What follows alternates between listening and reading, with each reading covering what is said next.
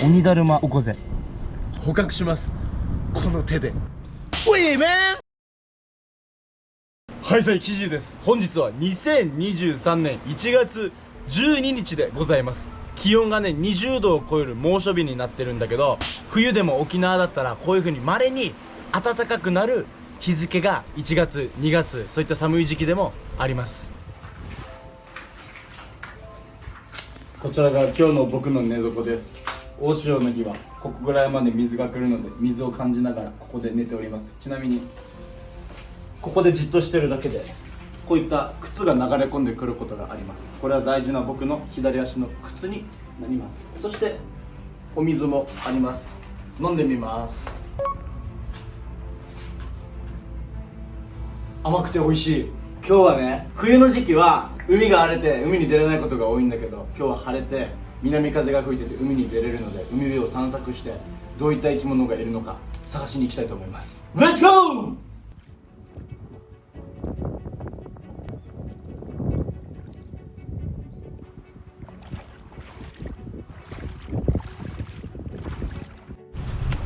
お、腕振り雲ヒトデがいるぞ。このサンゴとかが出してるこういう泡をこういう風に干潮時にしか出てこないんだけど、干潮時出てきてこういう泡をすくって食べて生きてます。こんな感じで面白いよ。ひっくり返したら自分で起き上がるから。はい、頑張って起き上がってみ。この5本の足をうまく使いながら自分で元に戻る性質がある。そう、こんな感じで自分で元に戻ります。ごめんな。腕振り雲下で、はい、バイバイ。なんかの幼魚がいる。見てください。見て、これ多分タニシの仲間なのかもしれないんだけど、これとかタマガイとかを見つけると、沖縄って指笛鳴らす人多いさ。指笛を鳴らせない人は、こういったものを見つけてこう指に挟むわけ。こう指にこう挟んでこううまく空洞を作るんだけど、うまく空洞を作れたら貝笛が鳴らせる。結構大きいやんにもう一回ってのがこんなして、こういった貝ね、タニシとかタマガイみたいな貝を見つければこういった貝笛を鳴らすことができます。なんかね、なんかな海藻みたいのがいっぱい生えてるね。アサかな、アオサ違うかな。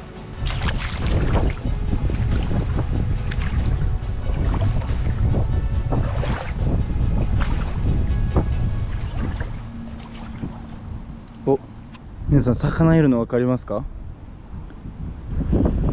見えるかなこれ。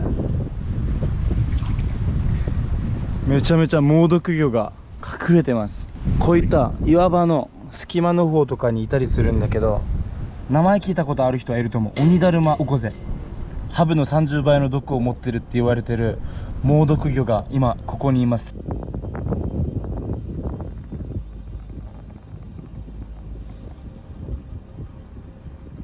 こんな鬼だるまオコゼはここ今普段は潮が満ちて高いんだけど、潮が引いて今この高さまでなってるんだけど、だいたい膝ぐらいの水深のところにはもうすでにいて、そこから10メーター付近のところぐらいまでは確認されてるんだけど、県内でもシュノーケルとかダイビングしてて、この人厚底のブーツ履いてるにもかかわらず背びれが貫通して病院行きになってるっていう人が年に数回あったりします。なのでみんなも海行く時とかはしっかりと靴を履いて遊ぶように気をつけてください。靴ってでも結構硬いものを履いた方が子供たちとかのためにもいいと思うので気をつけてください。みんな見て、遠くから今鬼だるまオコゼどこにいるか分かる？見える？分かるかな？こっちのさ、少しピンクがかってる模様の子がいるんだけど、これね、石とか石は砂に結構擬態してあまりにも動かないから体にこういった苔がたくさんついてる。これを手で取っていこうかなと思うんだけど、危ないので絶対真似しないでください。よっしゃ、鬼だるまオコゼ捕獲します、この手で。危ないので絶対に真似しないでください。オーマイガーシュ、ブヨブヨ。あー来た。おいメン、おいメン危なっ。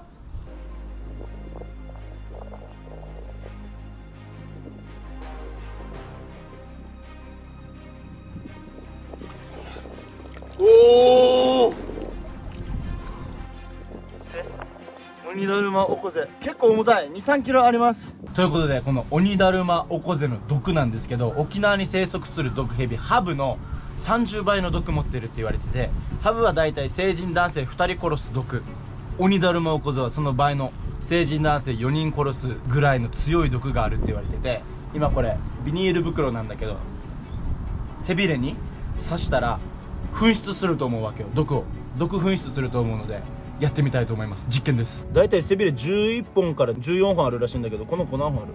1,2,3,4,5,6,7,8,9,10,11,12,13 本あります。じゃあこの一番大きい方に刺してみようかな。これでプスって刺すよ。準備 OK？ せーの。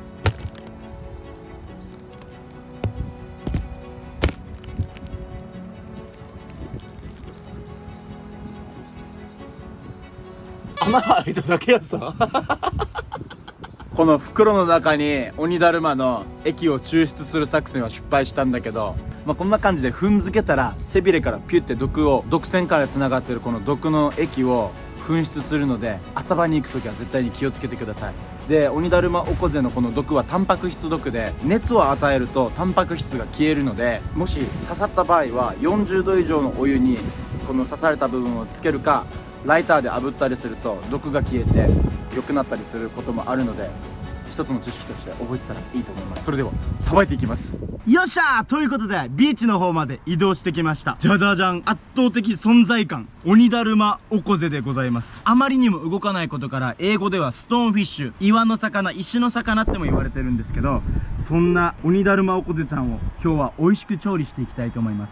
鬼だるまオコゼちゃんはめちゃめちゃ美味しいって巷では有名なんですけど、今回はシンプルに刺身と唐揚げで食べていきたいと思います。また後日であったら高級しゃぶしゃぶを作っていこうかなっていう風なのも思ってるので、またその時はぜひご覧ください。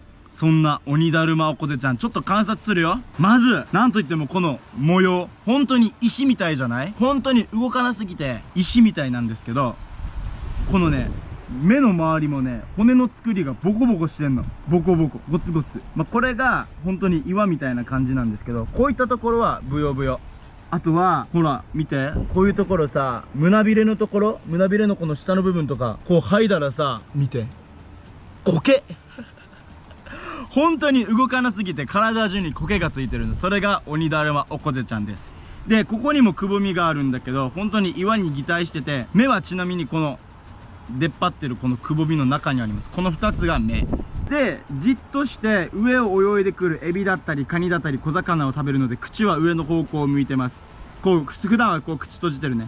獲物が来たら口をパカーって開けて獲物を丸飲みする。それが鬼だるまオコゼの捕食の仕方で、これが胸びれ。すごいよ。だいたい11本から14本ぐらいあるって言われてるんだけど、これに刺されると本当に病院行きになるので、大人の方もそうですし、ちっちゃい子供たちは絶対に浅瀬で遊ぶとき裸足で遊ばない方がいいと思う。鬼だるまオコゼにやられるリスクを考えたら絶対裸足にならない方がいいと思います。真似しないでください。そんな感じかな。沖縄の言葉ではアーファっていうね。ちなみに毒があるのは背びれだけで、いろんなところ触っても毒はないので、この子をしっかりと締めたら、いろんなところ全然触ってはいいと思うんですけど、生きてるうちに僕がやったみたいな掴み方するとたまに暴れて背びれで攻撃してくることもあるので、それだけは気をつけてください。ちなみに普通に生きてる状態で締めようとすると一発で脳天締めをしないといけないんですよ。結構危ないので、ナイフを使ってやると暴れたりするので、僕らは今回は氷締めにしました。氷の中にこの子を入れて締めるっていうやり方をして鬼だるまオコゼちゃんを締めました。こんな一見岩のようで美味しくなさそうな毒魚なんですけど、調理して料理に変えるとめちゃめちゃ美味しい食べ物になるので、今日は美味しく調理していこうと思います。それではレッツクッキングということで、さばく準備ができました。まな板よりも大きい鬼だるまオコゼをさばいていきたいと思います。ではまず危ないヒレから取っていこうと思ってます。後ろの方から。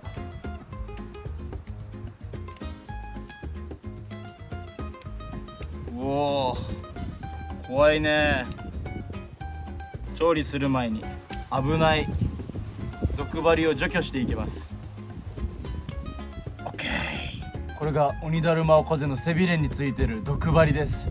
危ないから避けとこう。次裏返します。裏返してこれ掴んでこれを切っていきます。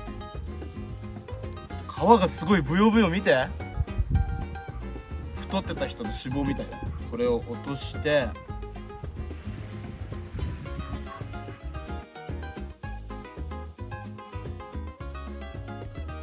これ頭を落とします。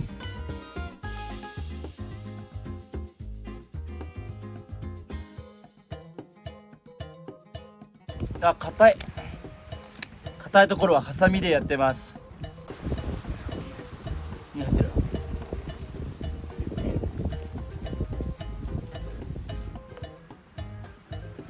オッケー。鬼だるまおこぜのこれが体、身の部分と頭になります。鬼だるまおこぜの頭はいい出汁が出るので、後で皮を剥がして味噌汁にします。それでは次は体の部分をさばいていくんですけど、裏返しをしてこのまず膜を切っていきます。これが鬼だるまおこぜの内臓部分、これを全部取っていこ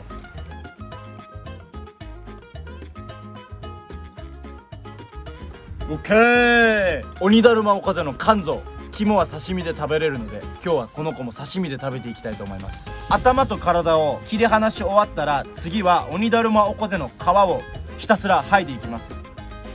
この身と皮の間にさ、膜があるから、それを全部取っていく。イノシシも食べるとき、皮を食べたい人は毛を焼いて取っていくんですけど、皮を食べない人はこういう風にイノシシの皮とお肉の間にこういう膜があるので、こうして膜を削ぎ落とすっていう同じやり方をして剥いでいきます。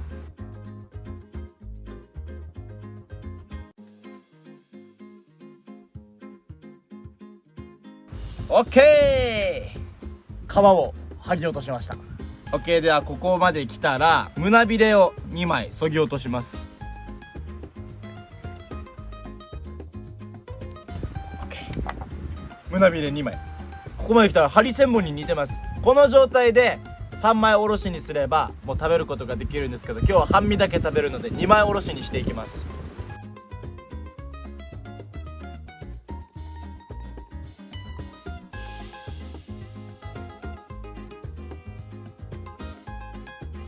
オッケー。分厚いこの子を今日は調理していきたいと思います。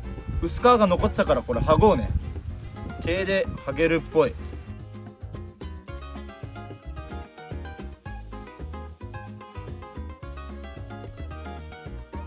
ある程度剥いだんで OK です。よし、じゃあ刺身をとりあえず作っていくんだけど、切るだけ。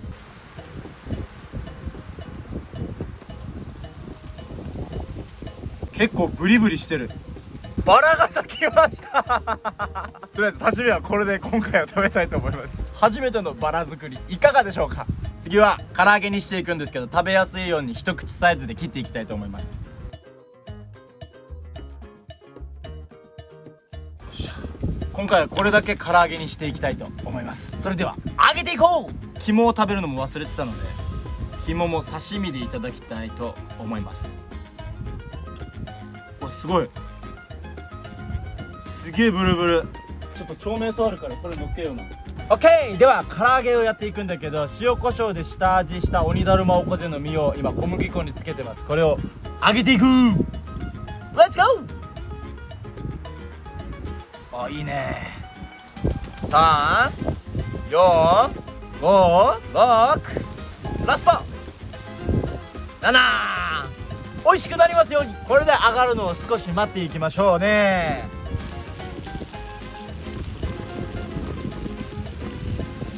うわー、めっちゃうまそう。